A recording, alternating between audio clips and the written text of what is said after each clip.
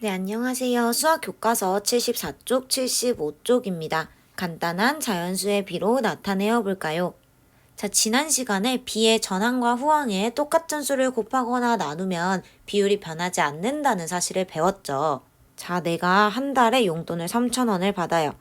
그 3,000원 중에 그 3,000원에 대해서 2,000원은 항상 저축을 합니다. 즉, 전체 용돈에 대한 저축하는 돈의 비는 2,000 대 3,000이 되는 거죠. 근데 내가 4주 동안 12,000원을 받았어요. 3,000원씩 4번 받은 거죠. 그러면 저축은 2,000원씩 4번에서 8,000원 했을 거예요. 받은 용돈이 4배. 그러니까 저축한 돈도 4배. 즉, 전항과 후항에 똑같은 수를 곱했더니 결국 내가 받은 용돈에 대한 저축한 돈의 비율은 변하지 않더라는 거죠. 3,000분의 2,000이나 12,000분의 8,000이나 똑같다는 거예요. 0 떼고 0 떼고 4, 32, 4, 2, 8. 그쵸? 요게 지난 시간에 우리가 배운 내용이고요. 이번 시간에는 그 내용을 적용하는 시간입니다. 그래서 새로운 개념을 배우지는 않아요. 1번 준기가 환경학자 직업체험으로 비누를 만들기 위해 물과 폐식용유를 섞고 있습니다. 물의 양과 폐식용유의 양의 비를 간단히 나타내는 방법을 알아봅시다. 물의 양과 폐식용유 양의 비를 간단히 나타낸대요. 간단이라고 한 거 보니까 왠지 비가 복잡한 것 같죠? 밑에 보니까 1.4, 6.3 복잡한 수로 제시가 되어 있네요. 비누를 만들기 위해 필요한 물의 양과 폐식용유 양의 비를 구해보세요. 뭐와 뭐의 비면은 자리 바꿀 필요 없이 순서대로 쓰죠? 즉, 물 대 폐식용유가 됩니다. 물은 1.4, 폐식용유 6.3이니까 1.4 대 6.3이 되겠죠. 비의 성질을 이용하여 자연수의 비로 나타내고 나타낸 방법을 말해보세요. 이거 우리 소수의 나눗셈 할 때랑 되게 비슷해요. 비의 성질 우리가 배운 거 뭐였나요? 비의 전항과 후항에 0이 아닌 같은 수를 곱하거나 나누면 그 비율은 같았죠? 자, 여기 얘 그대로 가져와서 쓰면 돼요. 1.4 대 6.3. 이 비의 전항과 후항에 똑같은 수를 곱한 거예요. 그랬더니 14 네모가 됐대요. 1.4에다가 얼마를 곱해야 14가 되죠? 소수점이 하나 오른쪽으로 옮겨간 거니까 0도 하나 곱하기 10이 됩니다. 전항에다가 10을 곱했으면 똑같은 비율로 만들려면 후항에도 10을 곱해 주어야 하죠. 6.3에다가 10 곱하면 소수점 하나 옮겨지니까 63이 됩니다. 근데 14 대 63 너무 커요. 그래서 더 간단하게 이번에는 다시 나누기를 해보려고 해요.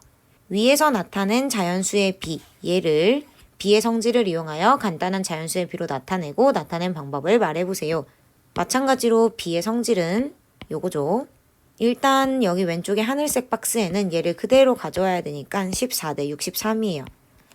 그리고 양쪽을 지금 똑같은 수로 나눠준 것 같죠.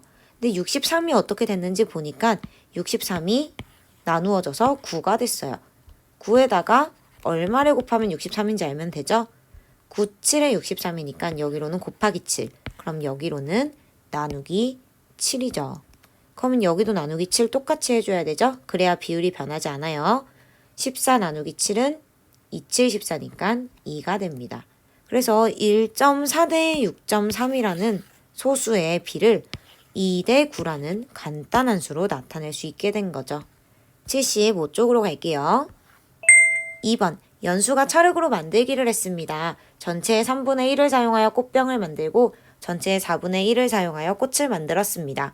꽃병을 만든 찰흙량과 꽃을 만든 찰흙량의 비를 간단한 자연수의 비로 나타내어 봅시다. 전체 찰흙 중에 꽃병을 만든 찰흙량과 꽃을 만든 찰흙량의 비를 구해보세요. 꽃병을 만든 찰흙량은 3분의 1이었습니다. 꽃을 만든 찰흙량은 4분의 1이었죠. 3분의 1과 4분의 1의 비 순서대로 쓰면 되니까 3분의 1 대 4분의 1이에요. 아까랑 뭐가 다른가요? 이번에는 소수가 아니라 분수입니다. 자, 비의 성질을 이용하여 간단한 자연수의 비로 나타내래요. 똑같은 수로 곱하거나 나누면 되겠죠. 얘는 지금 분수니까 똑같은 수를 곱해서 자연수로 만들어 줄 거예요. 자, 3분의 1 대 4분의 1. 전항이랑 후항에 똑같은 수를 곱해줄 거예요. 그러면 얼마를 곱해야 될까? 이게 이 문제의 핵심이죠. 3분의 1도 자연수로 만들고 4분의 1도 자연수로 만들려면 이 물음표에는 어떤 수가 들어가야 될까요? 답은 3과 4, 즉 얘네 뭐예요? 분모예요. 분모들의 최소 공배수가 되면 어차피 약분이 될 거기 때문에 이렇게 약분이 될 거기 때문에 문제없이 자연수로 만들 수 있게 됩니다. 최소 공배수로 나타내야 좀 간단하겠죠. 수가 안 커지겠죠. 자, 위아래에다가 그러면 최소 공배수 12를 곱해 볼게요. 즉 얘는 3분의 1 곱하기 12 대 4분의 1 곱하기 12인 거죠. 약분할게요. 3일은 3, 3, 4, 12. 4일은 3, 4, 3, 12. 그러면 결국 4대 3이 됩니다. 3번 0.8 대 5분의 1을 간단한 자연수의 비로 나타내어 봅시다. 자, 1번에서는 둘 다 소수였어요. 여기에는 앞뒤에 10의 배수 곱한 다음에 나눠줬죠. 그 다음에는 둘 다 분수였어요. 이때는 분모의 최소 공배수를 써먹었어요. 근데 마지막은 지금 소수랑 분수예요. 어떻게 해야 될까요? 이거 옛날에 덧셈 뺄셈 할 때랑 똑같아요. 소수로 통일할 거면 소수로 통일하고 분수로 통일할 거면 분수로 통일해요. 일단 통일을 한 다음에 자연수로 바꿔주면 되겠죠. 여러분 영상 멈추고 한번 해보도록 하세요.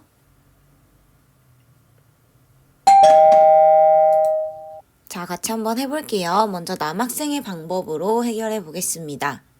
후항을 소수로 바꾸어 나타내 볼까요? 자, 전항과 후항을 소수로 통일할 거예요. 지금 후항은 5분의 1이죠. 그럼 5분의 1을 소수로 바꿀게요. 5분의 1을 소수로 나타내면 분자와 분모의 2를 곱해서 크기가 같은 형태만 다른 분수로 만들면 10분의 2죠. 그러면 0.2가 됩니다.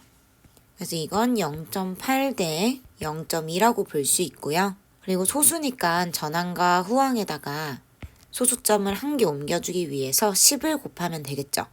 그랬더니 이렇게 8대 2로 나타낼 수 있는데 문제는 이 8대 2도 똑같은 수로 나눠서 더 간단하게 표현할 수 있어요. 분수의 개념으로 생각하면 약분이 된다는 소리죠. 둘 다 짝수니까 2로 약분이 됩니다. 2, 4, 8, 2, 1은 2. 그래서 8대 2의 전항과 후항을 2로 나누면 4대 1이 됩니다. 자, 다음 여학생의 방법으로 해볼게요. 전항을 분수로 바꾸어 나타내어 볼까요? 라고 했어요. 전항 0.8을 분수로 나타내자는 소리죠. 0.8을 분수로 바꾸면 소수점 아래에 지금 한 자리 있으니까 분모는 10이 되고요. 분자 8이죠? 10분의 8입니다.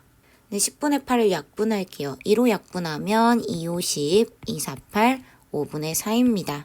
그럼 이 식은 결국 5분의 4 대 5분의 1인 거죠.